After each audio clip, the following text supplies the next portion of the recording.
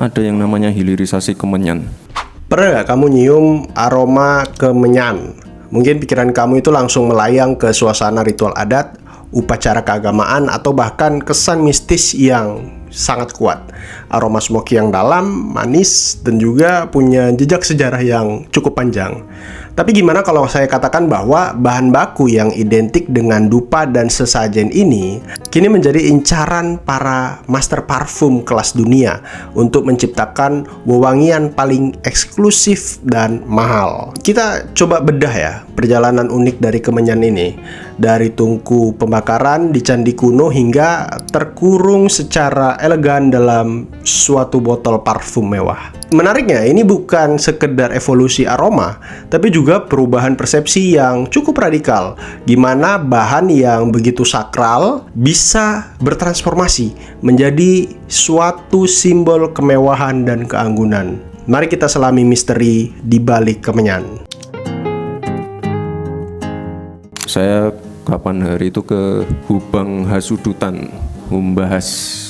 Di sana ada pusat research dan di sana kita menemukan yang namanya kemenyan. Saya pernah bicara itu masalah hilirisasi kemenyan. Banyak yang ketawa, kemenyan buat dukun ini. Salah. Kemenyan itu sama berharganya dengan nikel. Tapi dari dulu, ya sekali lagi kita dari dulu jualnya jual mentah. Ibu-ibu yang pakai parfum LV, Gucci dan lain-lain itu dari kemenyan. Kita jualnya mentah terus, makanya kita dorong anak-anak muda untuk riset. Kita sediakan tempat yang baik untuk riset, alat-alat terkini.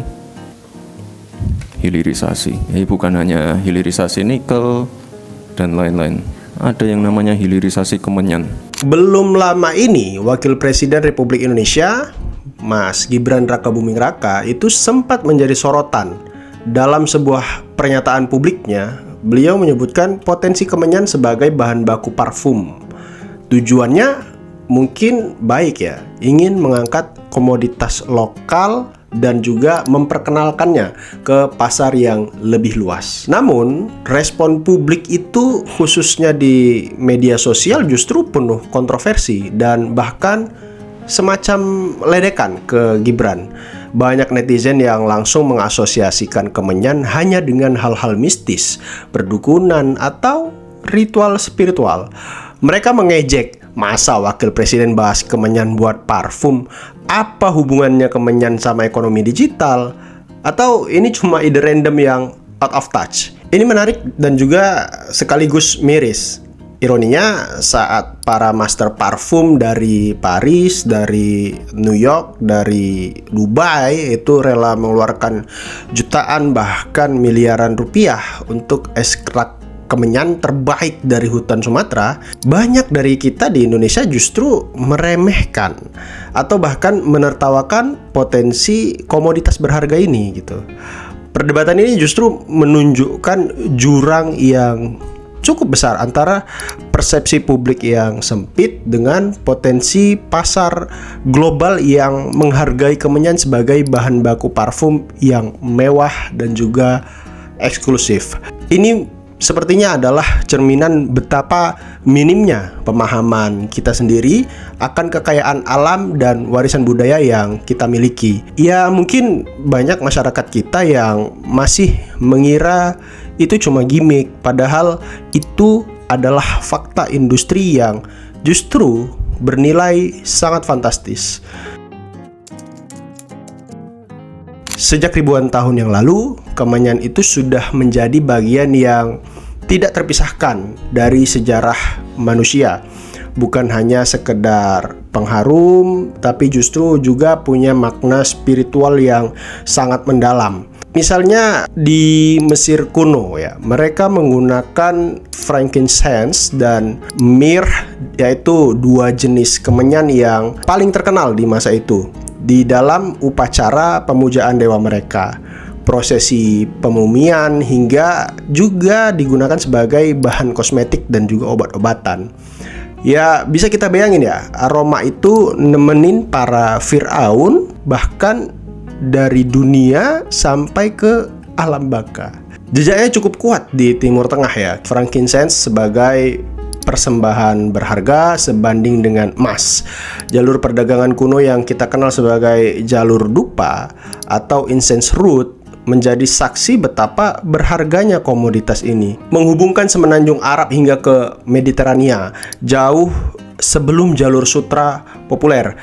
Ya, ini sebenarnya bukan cuma soal barang dagangan, tapi juga ternyata kemenyan ini simbol kekuasaan dan juga kemakmuran. Nah, kalau di Asia Tenggara, khususnya di Indonesia, kita mengenal kemenyan dari pohon styrax atau sering disebut kemenyan Sumatera atau benzoin.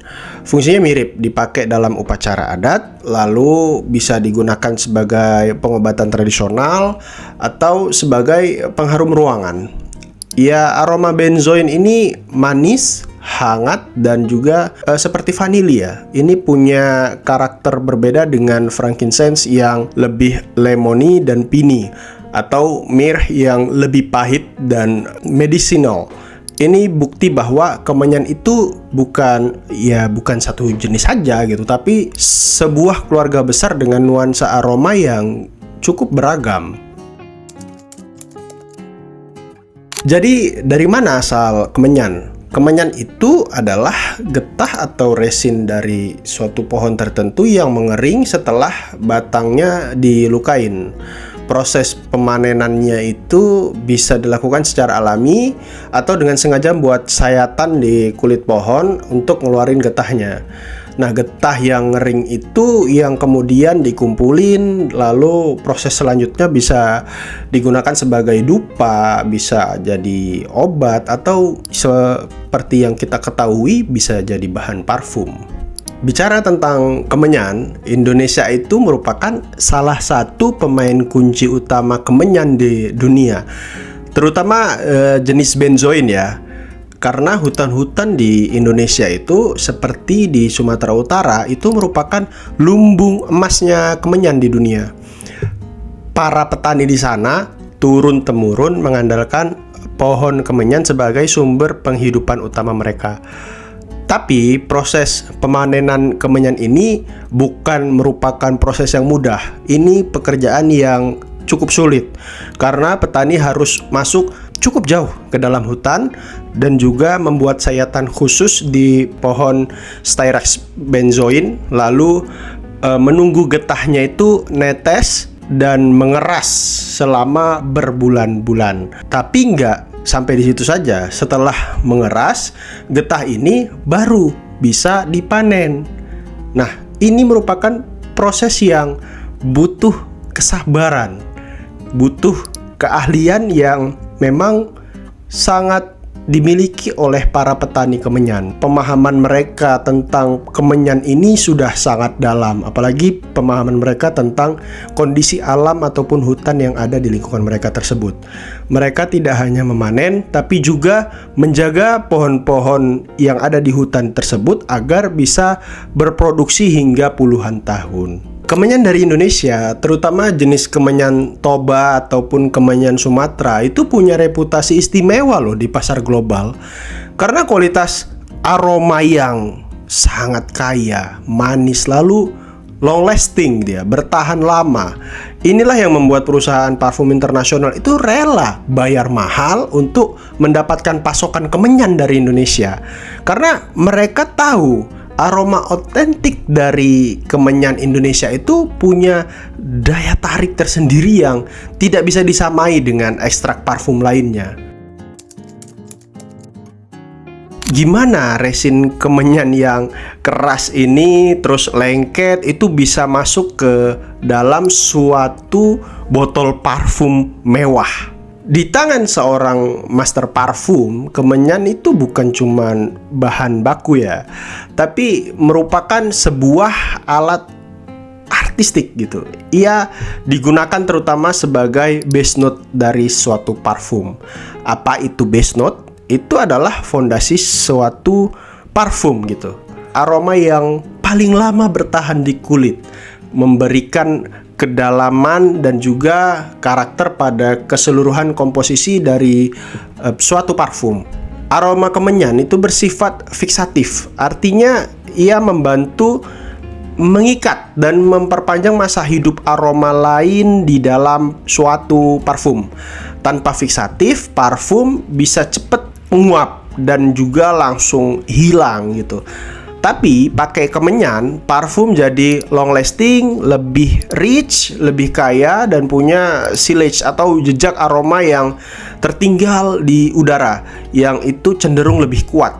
Nah, contoh-contoh parfum luxury ya yang menggunakan kemenyan sebagai salah satu bahan utamanya atau base note-nya itu seperti Bulgari Black, atau dikenal dengan aroma yang mencerminkan teh hitam dan juga vanila. Di situ kemenyan memberikan sentuhan leathery dan smoky yang cukup misterius. Lalu ada juga Tom Ford Tobacco Vanille yang di situ kemenyan berpadu dengan sempurna dengan tembakau dan juga vanila, menciptakan kehangatan yang manis dan mewah untuk aromanya.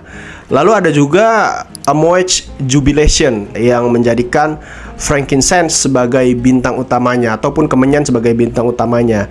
Dia menciptakan aroma incense yang sangat kaya dan juga kompleks. Para master parfum ini menggunakan kemenyan itu untuk menciptakan berbagai efek.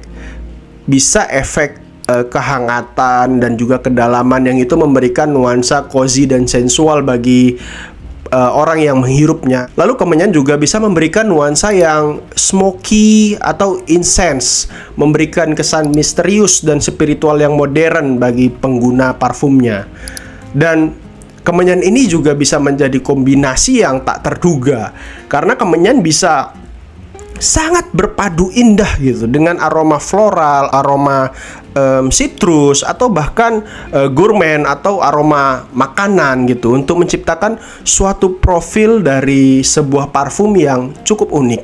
Nah, ini memberikan sebuah bukti bahwa kemenyan itu merupakan sebuah bahan yang bisa diinterpretasikan secara berbeda gitu, dari yang hanya memiliki fungsi sebagai bagian dari ritual seperti ritual adat dan lain sebagainya, dan kini bisa menjadi suatu elemen kunci dalam sebuah karya seni yang kita mungkin bisa kenal parfum sebagai suatu karya seni yang sangat indah dan mengharumkan. Ini merupakan contoh bagaimana suatu narasi bisa benar-benar mengubah sebuah nilai, yaitu nilai dari suatu kemenyan. Dengan sentuhan marketing yang tepat, sebuah bahan yang awalnya terkesan mungkin dianggap sebagai suatu hal yang kuno, mistis, tapi bisa naik kelas menjadi hal yang sifatnya niche dan itu premium gitu. Mereka tidak hanya menjual aromanya saja, tapi juga bisa menjual kemenyan sebagai salah satu base note dari suatu parfum itu dengan sebuah cerita dan juga emosi di balik suatu parfum. Untuk urusan kemenyan ini pasti di balik gemerlap dunia parfum yang mewah ini juga punya tanggung jawab yang besar ya, karena permintaan yang meningkat terhadap kemenyan itu justru juga bisa memicu eksploitasi kalau tidak dikelola dengan baik. Karena penting ya bagi suatu industri itu, seperti misalnya industri parfum, juga untuk memastikan bahwa kemenyan yang mereka gunakan itu merupakan kemenyan yang bersumber dari sumber daya yang sifatnya berkelanjutan dan juga digarap dengan etis, tidak secara eksploitasi. Jadi pemanenan terhadap kemenyan itu bertanggung jawab. Petani-petani kemenyan itu harus benar-benar diajari dan juga didukung bagaimana memanen kemenyan tanpa merusak ekosistem yang ada di hutan. Perdagangannya juga harus adil, memastikan petani mendapatkan harga yang layak dan juga kondisi kerja yang adil agar petani-petani kemenyan itu juga bisa sejahtera hidupnya dan juga bisa terjamin. Kalau dari sisi konservasi, ini bisa menjadi suatu suatu langkah upaya untuk melindungi hutan ataupun pohon-pohon yang menciptakan kemenyan itu dari deforestasi dan juga perubahan iklim.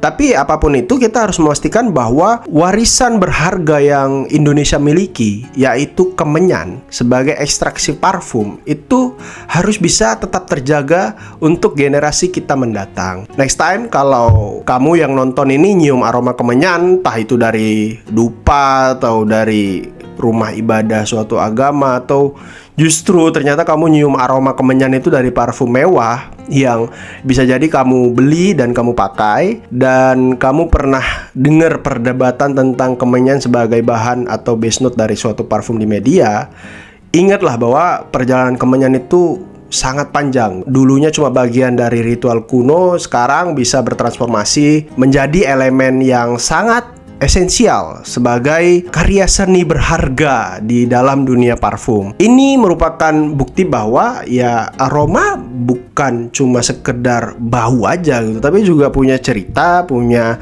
sejarah. Bahkan kemenyan itu bisa kita katakan sebagai suatu jiwanya parfum gitu. Dan setiap tetesnya itu merupakan suatu jejak peradaban yang ada dari masa lampau hingga kini, yang terus berevolusi baik dari segi manfaat dan juga fungsinya. Dan bukan hal yang tidak mungkin kalau Indonesia bisa dikenal sebagai industri parfum dengan adanya kemenyan. Itu bisa menjadi potensi industri global dari negara kita. Gimana pendapat kamu? Silahkan tulis di kolom komentar, dan juga jangan lupa like, share, dan juga subscribe channel ini untuk mendapatkan update-update video menarik dan juga informatif lainnya. Sampai ketemu di video selanjutnya. Bye!